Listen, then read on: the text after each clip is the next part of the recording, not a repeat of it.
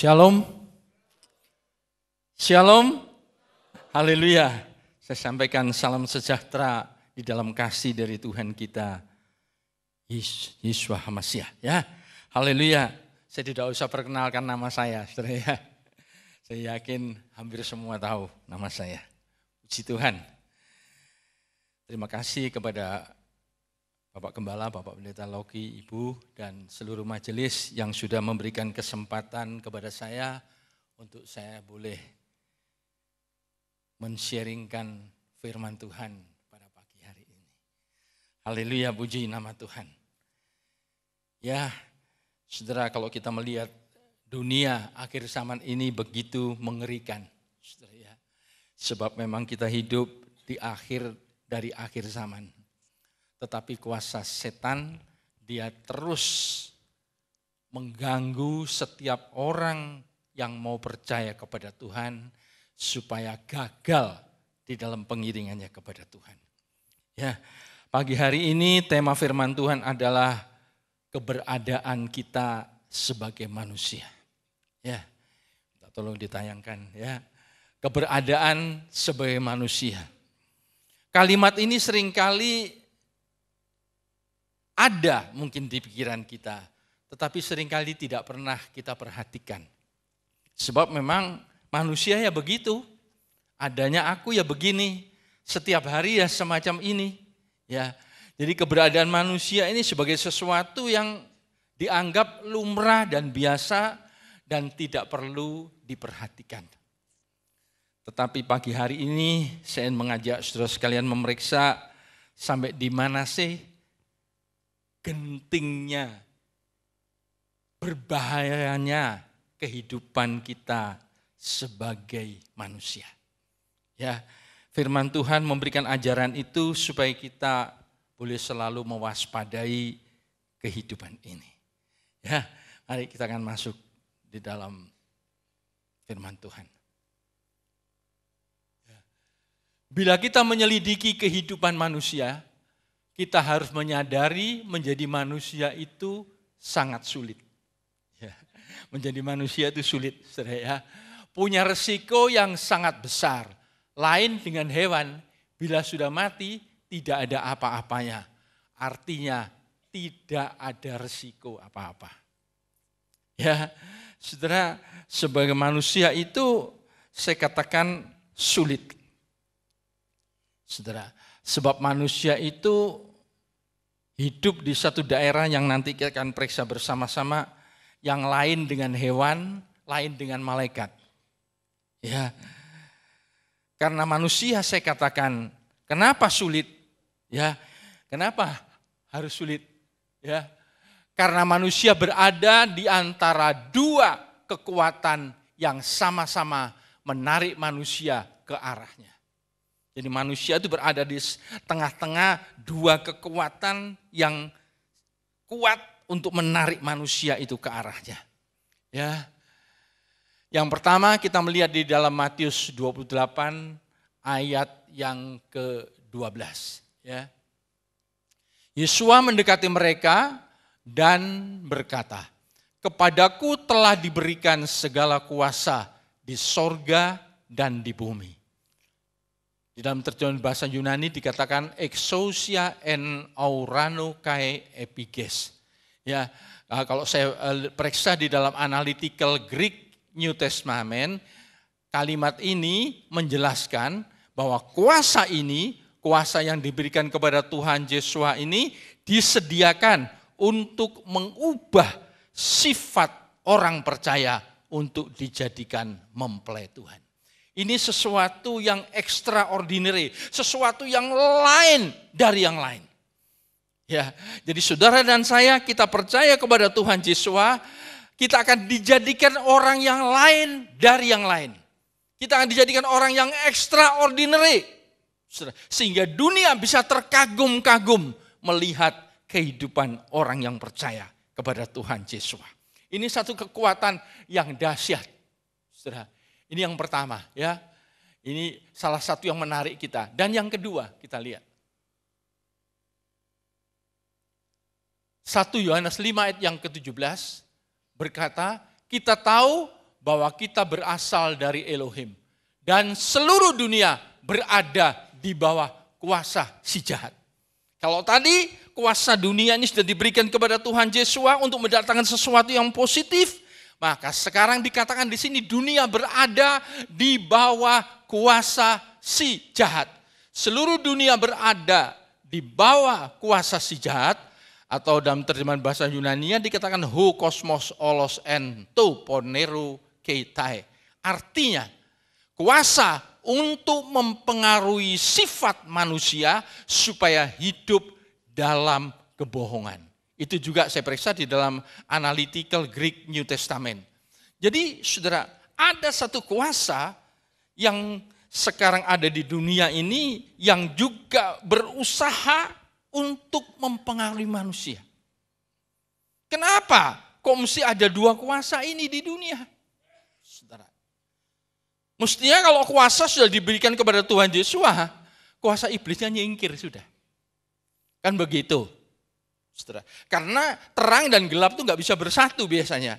Kalau satu ada terang, yang gelap nyingkir. Tapi ini Tuhan izinkan terjadi. Saudara. Dan manusia harus memilih. Itu Tuhan berikan kebebasan kepada setiap manusia untuk memilih. Kalau andai kata di dunia cuma ada kuasa dari Tuhan Yesua, terus saudara tanya, kamu mau percaya kepada siapa? Ya kepada Tuhan Yesus, cuma satu, tidak ada pilihan lain. Dikasih pilihan yang lain, si setan. Ada yang baik, ada yang jahat, kita pilih yang mana. Itu hak setiap manusia. Ya, jadi kita berada di dalam dua kekuatan yang sama-sama menarik kita. Jadi manusia, saudara mari, next gambarnya. Ini secara global, nanti saya akan bagi, saudara. Jadi manusia itu berada di sini. Manusia berada di wilayah antara. Ya, yang di atas itu wilayah rohani, Elohim, dan di bawah wilayah materi atau setan. Jadi manusia kepingin ditarik ke bawah supaya jadi jahat atau tadi kebohongan, atau manusia ditarik ke atas jadi baik. Jadi manusia ini sangat-sangat kritis kedudukannya sebab berada di wilayah antara. Ya, jadi kita harus tahu bahwa kita itu berada di sana. Ya. Next.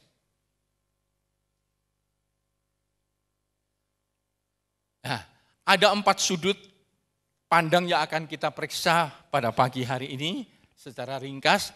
Yang pertama tadi manusia berada di sebagai makhluk antara. Yang pertama manusia dicipta di antara rohani dan materi. Ya. Yang kedua manusia dicipta di antara Elohim dan setan. Dan yang ketiga manusia dicipta di antara yang baik dan yang jahat. Dan yang keempat manusia dicipta di antara firman Elohim, firman Tuhan, dan interpretasi setan. Jadi manusia berada di sana, saudara. Itu sebabnya saya katakan manusia itu sangat-sangat genting kedudukannya. Ya, itu yang perlu kita ketahui supaya kita selalu waspada. Itu sebabnya tadi pagi saya katakan ada istilah sedia payung sebelum hujan. Kalau kita tahu gini, sedia payung dulu. Ya, karena kita tahu setan pasti tidak membahagiakan. Setan akan membawa kita, merebut kita untuk kita masuk bersama dia di dalam kerajaannya setan, yaitu neraka. Tapi Tuhan Yesus Hamasia, dia luar biasa. Dia juga rindu untuk kita itu masuk di dalam kemuliaan bersama dengan dia. Ya. Sekarang kita akan masuk bagian yang pertama. Manusia berada di antara yang rohani dan materi. Manusia berada di sini. Dan manusia berada di satu wilayah yang disebut wilayah antara. Ya, mari dijelaskan berikutnya. Di sini manusia dicipta di antara rohani dan materi. Mungkin saat ini kita dalam kehidupan yang bahagia. Punya harta, punya rumah mewah, punya uang melimpah, punya kesehatan yang prima, namun kita tetap berada di wilayah yang krusial, di wilayah yang sangat bahaya. Itu yang harus disadari. Ya. Coba kita baca, kenapa bisa demikian? Saudara ya, kita baca 2 Korintus 5 ayat 2 sampai 4.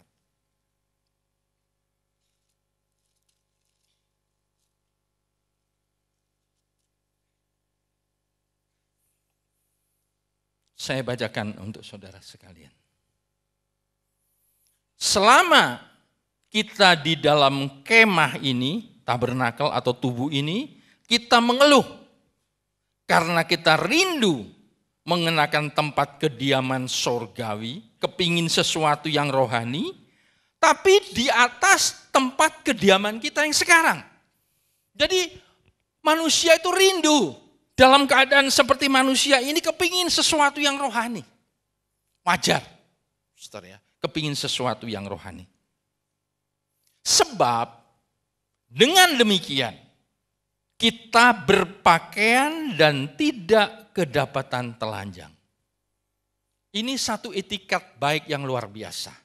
Di dalam kehidupan jasmani yang fana ini, kita rindu memakai sesuatu yang rohani, supaya kita tidak kedapatan telanjang. Telanjang di sini berbicara soal telanjang rohani.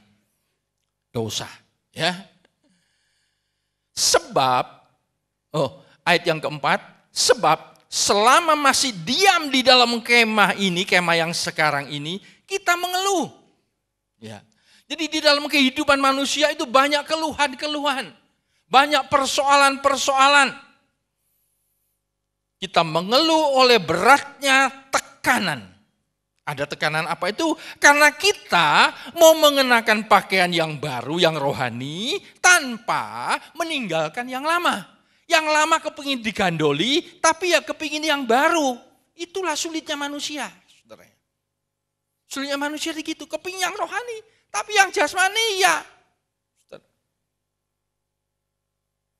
Ini kesulitan manusia. Ya, kenapa bisa demikian?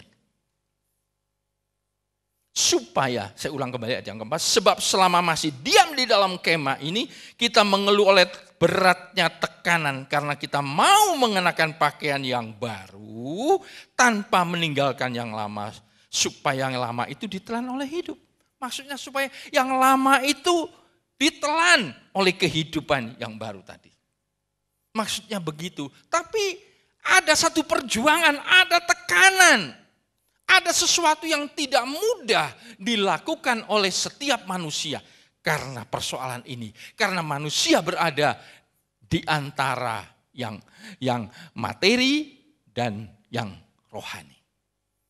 Sehingga ada satu daya tarik-menarik yang luar biasa. Setiap hari kita ini berperang. Saudara. Bangun tidur pun kita pasti berperang. Antara yang jasmani dan yang rohani. Itu seringkali dan setiap hari saya juga setiap hari berperang. Bangun jam 3 pagi. Habis ke belakang, masuk kamar.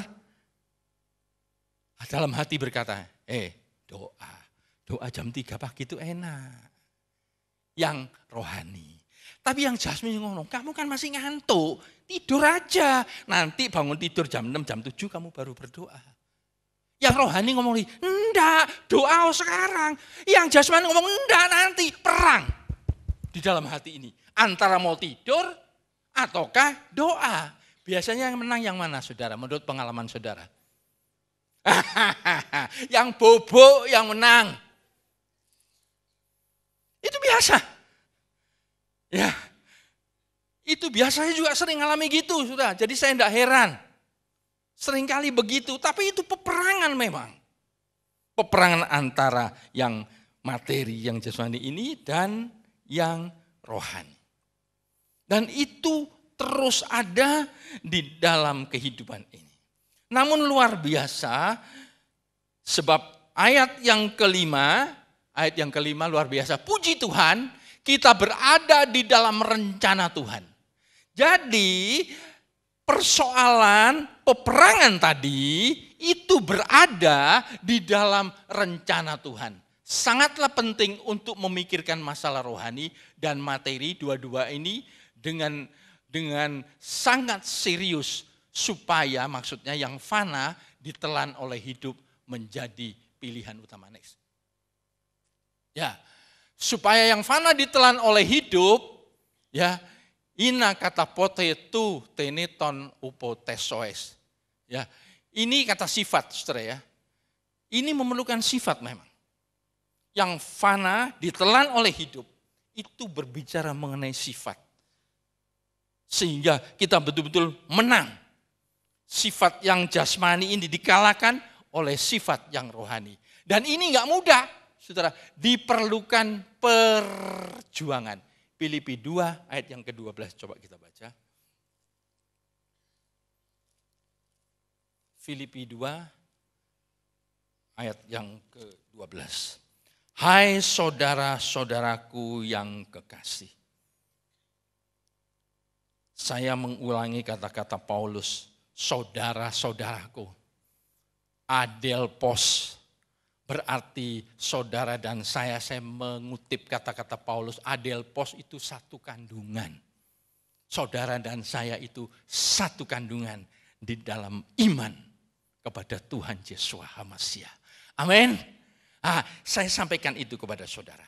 Saudara dan saya adalah satu kandungan di dalam Kristus. Hai saudara-saudaraku yang kekasih, kamu senantiasa taat. Karena itu tetaplah kerjakan keselamatanmu dengan takut dan gentar. Bukan saja seperti waktu aku masih hadir, tetapi terlebih pula sekarang waktu aku tidak hadir. Jadi keselamatan itu bukan dikerjakan dengan santai. Bukan dikerjakan dengan kalau ada waktu. Tidak. Tapi keselamatan dikerjakan dengan takut dan gentar. Paulus ngerti dia ini. Itu sebabnya Paulus berkata ini. Sebab dia tahu bahwa Paulus itu berada sebagai makhluk antara dua kekuatan yang saling tarik-menarik atas kehidupan Paulus. Itu sebabnya harus dengan takut dan gentar dia lakukan itu. Artinya dengan serius. Jadi kekristenan ini adalah sesuatu yang serius. Tidak ada kekristenan yang tidak serius. Sebab Tuhan Yesus sendiri untuk menyelamatkan kita semua itu pun serius. Amin saudara. Dia tinggalkan kekayaannya di sorga, turun menjadi manusia. Turun lagi menjadi hamba. Sampai mati di atas kayu salib Golgota. Itu sesuatu yang serius. Kasih yang betul-betul serius kepada setiap orang percaya. Saya sangat bangga punya Tuhan Yesus yang begitu serius yang mengasihi kita sekalian. Sekarang masalahnya, apakah kita juga serius untuk mengasihi Tuhan Yesus Hamasiah? Jangan sampai kita hanya bertepuk sebelah tangan. Dan itu tidak boleh terjadi. Ya, haleluya, puji nama Tuhan.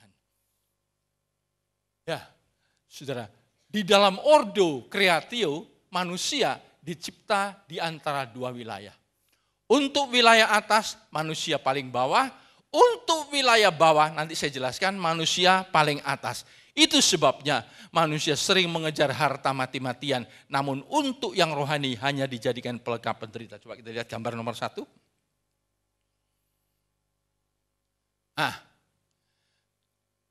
Untuk yang atas, manusia paling bawah. Untuk yang bawah, manusia paling atas. Itu sebabnya untuk mencari materi, itu paling diutamakan oleh manusia. Sebab letaknya di atas. Untuk wilayah materi ini manusia di atas. Senangnya cari duit setengah mati. Bukan salah loh saudara ya. Bukan salah. Ini karena wajar. Untuk yang rohani, manusia paling bawah. Itu sebabnya, saya katakan tadi, di tulisan tadi disebutkan, rohani dianggap sebagai pelengkap penderita. Kalau ada waktu, ya doa. Kalau ada waktu, ya baca firman. Kalau ada waktu, ya doa puasa. Kalau ada waktu, ya ke gereja. Kalau tidak ada waktu, yang ini yang nomor 1, cari duit. Nah ini dia. Jadi manusia ini sulit loh saudara. Sebab berada di wilayah antara. Ya, Untuk wilayah bawah, manusia paling tinggi. Untuk wilayah atas, manusia paling rendah. Itu yang terjadi sekarang ini. Ya, saudara, manusia tetap diberikan kebebasan untuk memilih. Tadi surat Korintus dikatakan, kita itu sudah diset sama Tuhan untuk menghadapi masalah yang semacam itu. Jadi manusia diberikan kebebasan untuk memilih. Ya. Namun sebagai orang yang percaya kepada Tuhan, saya yakin kita akan meningkatkan terus kadar rohani kita menjadi yang utama. Karena firman Tuhan jelas, kalau kita mencari kerajaan surga lebih dahulu, semuanya akan ditambahkan kepada kita. Amin, saudara. Kita harus yakin itu. Itu bukan hanya ayat-ayat sebagai wacana saja, tidak. Tapi kita harus praktekkan di dalam kehidupan kita supaya ayat itu betul-betul menjadi pengalaman di dalam kehidupan kita. Saya tidak katakan kalau mencari kerajaan surga lebih dulu kita jadi kaya. Tidak loh, saudara. Tapi Tuhan akan mencukupkan, akan memberikan kebahagiaan kepada kita. Saudara, apa yang kita perlukan, Tuhan tahu itu semua. Amin, saudara. Kan kita banyak cerita, hamba Tuhan bilang hidup pas-pasan, pas butuh, pas ada. Itu istilah yang biasa, saudara ya. Dan itu menjadi pengalaman setiap orang percaya. Sehingga saudara, kita tidak terlalu memikirkan yang duniawi ini. Sebab kita tahu, Tuhan pun tahu bahwa manusia itu hidup di antara yang rohani dan yang materi. Tuhan tidak bisa, Tuhan tidak akan bilang, oh kamu rohani toh, tidak usah materi. Nah, Tuhan tahu bahwa manusia itu membutuhkan materi. Oleh sebab itu, tetap yang rohani yang utama, kemudian yang materi itu akan Tuhan tambahkan di dalam kehidupan kita. Ya, haleluya. Saudara, tadi kembali ke Ordo Creatio tadi. Ya, jadi ini saya ulang lagi. Untuk wilayah atas manusia paling bawah, untuk wilayah bawah manusia paling atas. Jadi manusia mengejar harta mati-matian, tapi untuk rohani pelengkap pun tidak saja. Next. Sekarang kita masuk bagian yang kedua. Kalau tadi antara rohani dan materi, sekarang kita masuk bagian yang kedua, antara Elohim dan setan. Manusia tetap di sini, saudara, di wilayah antara. Ini yang betul-betul harus menjadi pemikiran kita setiap hari. Saudara, ini ada 4 perpotongan di sini, saudara. Potongan di sini, ada 2 perpotongan di sini. Manusia ada di sini. Ya, haleluya, puji nama Tuhan. Di antara intersection ini atau perpotongan ini mengandung aspek yaitu materi dan rohani. Ya, kita lihat selanjutnya.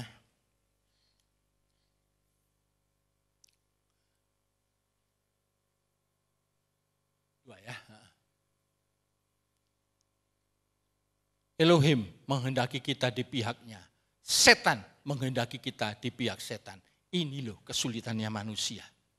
Siapapun kita, kedudukan kita, kepandaian kita, kekayaan kita, pendeta maupun jemaat, tetap sebagai manusia yang berada di wilayah antara yang sangat krusial, berada di antara 2 kuasa yang menarik kita. Itu harus kita sadari.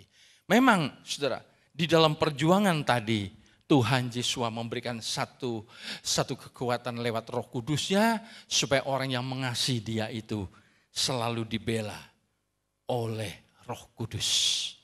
Ini kelebihannya, saudara. Jadi sebetulnya manusia ini merupakan satu makhluk ciptaan yang luar biasa. Lain dari yang lain. Sebab manusia bisa baca. Ya, manusia bisa dengar khotbah. Ya, manusia butuh yang rohani. Manusia butuh kekekalan. Manusia butuh keselamatan. Manusia butuh pengampunan dosa. Manusia butuh moral. Tapi juga manusia butuh materi. Itu manusia. Lain sama hewan. Hewan beda, saudara. Hewan cuma butuh materi, ya, mungkin butuh seks. Hewan, saudara ya. Habis itu nggak butuh yang lain-lain. Jadi kalau manusia tidak membutuhkan Tuhan, kalau manusia tidak sungguh-sungguh mencari Tuhan, berarti kedudukan manusia itu satu level dengan hewan. Cuma cari materi aja. Hewan tapi yang berkepala manusia. Ya, saudara bisa bersaksi, ingatkan teman-teman saudara yang lain yang tidak suka yang berohani. Berarti dia tuh hewan berkepala manusia. Ya, tapi kalau kita lihat yang lain, yang rohani, malaikat tidak butuh materi. Malaikat tidak butuh seks, saudara. Tidak butuh materi. Cuma malaikat butuh rohani aja. Itu malaikat. Jadi manusia itu berada di tengah-tengahnya. Ya butuh rohani, ya butuh jasmani. Itu manusia. Jadi Tuhan ciptakan manusia itu lain dari yang lain. Saudara, ini kehebatan manusia. Ya. Jadi kalau manusia hanya sekali lagi mencari yang jasmani, maka manusia itu sudah menjadi makhluk yang melawan Tuhan. Menjadi makhluk yang melawan Tuhan tidak perlu mukanya buruk. Ada gigi taringnya panjang, rambutnya panjang, punggungnya lobang atau bolong, bahasa Yunaninya. Tidak perlu begitu, saudara ya. Tapi dalam keadaan manusia itu cantik, cakep, punya kepandaian tinggi, dia bisa melawan Tuhan. Betul saudara? Itu yang sangat terjadi, tidak perlu jadi muka jelek dulu. Dalam keadaan bagus, itu bisa melawan Tuhan. Itu sebabnya kita perlu ibadah semacam hari ini, saudara. Sebab kita akan diperbaiki sifat tabiat kita yang jelek menjadi baik. Itu rencana dari Tuhan Yesus, saudara, untuk kita nanti masuk di dalam pesta bersama dengan Tuhan dalam kerajaan surga. Ya, haleluya, puji nama Tuhan. Ya, next, ayo. Kita sekarang masuk pada bagian yang ketiga. Manusia berada di antara yang baik dan yang jahat. Sulit loh manusia, saudara ya. Sebab manusia tetap di wilayah antara. Jadi manusia ada di sini. Ya, haleluya.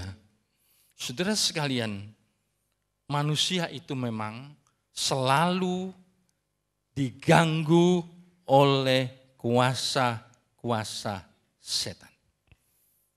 Sehingga seringkali rohani ini menjadi kacau. Saat kita kepingin berbuat baik, setan melarang kita berbuat baik. Saudara, ada orang yang sharing dengan saya. Ada seorang yang suka memberi dia berkat. Tapi orang ini punya teman baiknya tidak terima, saudara. Akhirnya menghasut supaya orang itu tidak berbuat baik lagi. Bagaimana caranya dia menghasut, saudara. Jadi orang ini orang berohani, saudara. Yang menghasut ini berohani, saudara. Kalau glosolali hebat, saudara. Tapi dia suka menghasut. Jadi setan itu memang jahat sekali, saudara. Orang kepingin berbuat baik, tidak boleh. Orang kepingin jujur, enggak boleh. Orang kepingin hidup suci, kalau bisa dikacau. Sehingga gagal hidup dalam kesucian, gagal untuk berbuat baik. Sebetulnya tantangan-tantangan yang terjadi di dalam kehidupan ini, saudara, itu harus dan tantangan akan membuktikan kita itu ditarik ke atas ataukah ditarik ke bawah? Coba kita baca Filipi 4 ayat 8. Filipi 4 ayat 8 dan 9.